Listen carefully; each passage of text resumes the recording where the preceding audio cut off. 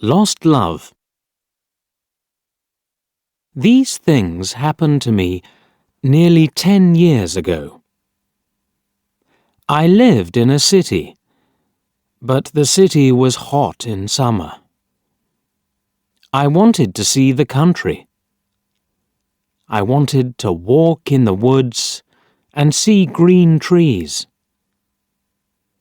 I had a little red car, and I had a map too. I drove all night out into the country. I was happy in my car. We had a very good summer that year. The country was very pretty in the early morning. The sun was hot, and the sky was blue. I heard the birds in the trees. And then my car stopped suddenly. What's wrong? I thought. Oh dear, I haven't got any petrol. Now I'll have to walk. I'll have to find a town and buy some petrol. But where am I? I looked at the map. I wasn't near a town. I was lost in the country.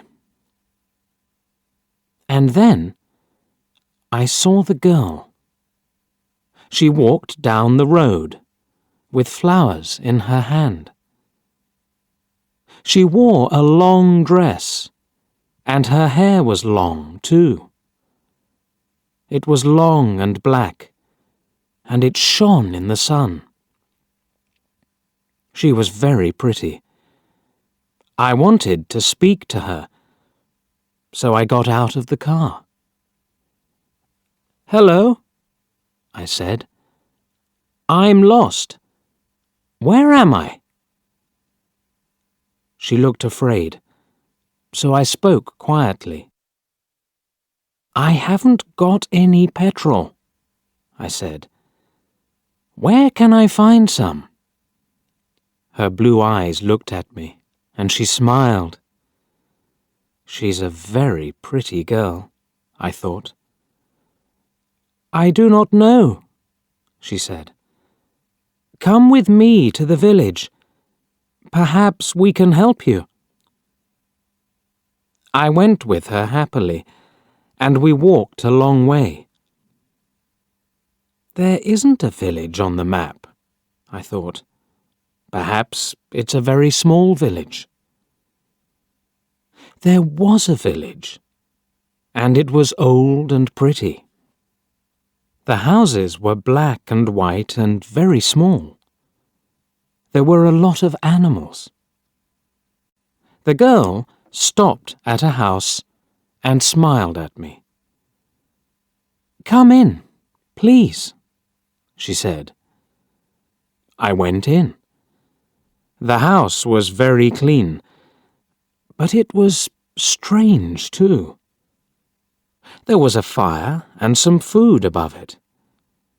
I felt hungry then. That's strange, I thought. They cook their food over a wood fire. Perhaps they have no money. I met her father and mother, and I liked them. They were nice people, but their clothes were strange.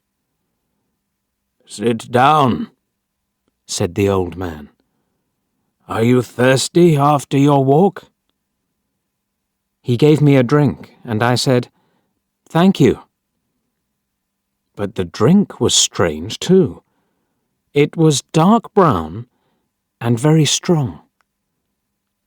I didn't understand, but I was happy there.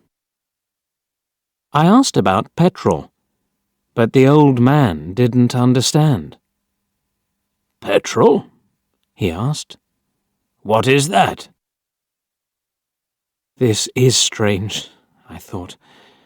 Then I asked, "Do you walk everywhere?" The old man smiled. "Oh, no. We use horses, he said. Horses? I thought. Horses are very slow. Why don't they have cars? But I didn't say that to the old man. I felt happy there. I stayed all day, and I ate dinner with them that evening. Then the girl and I went out into the garden. The girl's name was Mary. "This is nice," she said. "We like having visitors. We do not see many people here." We spoke happily. She was very beautiful. But after a time, she began to talk quietly, and her face was sad. "Why are you sad?" I asked her. "I cannot tell you," she said. "You are only a visitor here. We have to say goodbye tonight. You have to go now." I didn't understand. I loved her, I knew that, and I wanted to help her. Why did I have to go? But Mary said again in a sad voice, "You have to go. It is dangerous here." So I said, "I'll go to the next town and find some petrol. Then I'll come back." She didn't speak. "I love you, Mary," I said, "and I'll come back to you. You won't stop me." She said goodbye to me at the door. Her face was very sad, and I was sad too. I didn't want to go. It was midnight. The night was very dark, but I walked and walked. I was very tired when I saw the lights of a town. I found some petrol, and then I asked the name of the village. But the man at the garage gave me a strange look. "What village?" he asked. I told him about the village. I told him about the old houses and the people with strange clothes. Again, he gave me a strange look. He thought, and then he said, "There was a village there, but it isn't there now. There are stories about it. Strange stories." "What do people say about it?" I asked. He didn't want to tell me, but then he said, "There was a big fire in the village. Everybody died. There aren't any people or houses there now." "How did it happen?" I asked. "And why?" "Oliver Cromwell killed them," he said. "He was angry with the villagers because they helped the king in the war." I couldn't speak. This isn't right, I thought.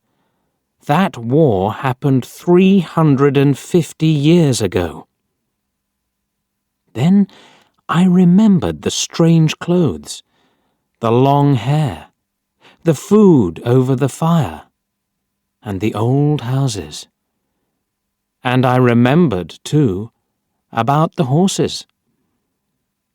"But I don't understand," I cried. "I saw the people and the village. I spoke to some people there." The man looked quickly at me, and then he spoke. "There's an interesting story about the village. For one day, every 10 years, it lives again. But only for one day.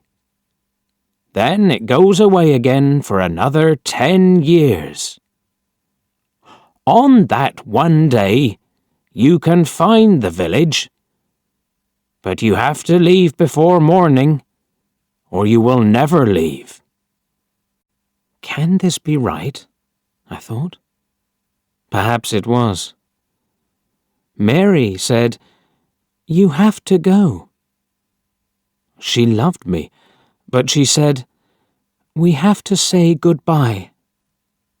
She was afraid for me. Now I understand, I thought. I went back to the village, but it wasn't there. I looked again and again, but I couldn't find it. I saw only flowers and trees. I heard only the sound of the birds and the wind. I was very sad. I sat down on the ground and cried. I will never forget that day. I remember Mary, and I will always love her. Now, I only have to wait 2 months. The village will come back again.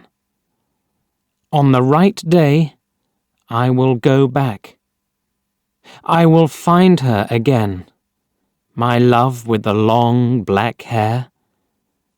And this time, I will not leave before morning. I will stay with her.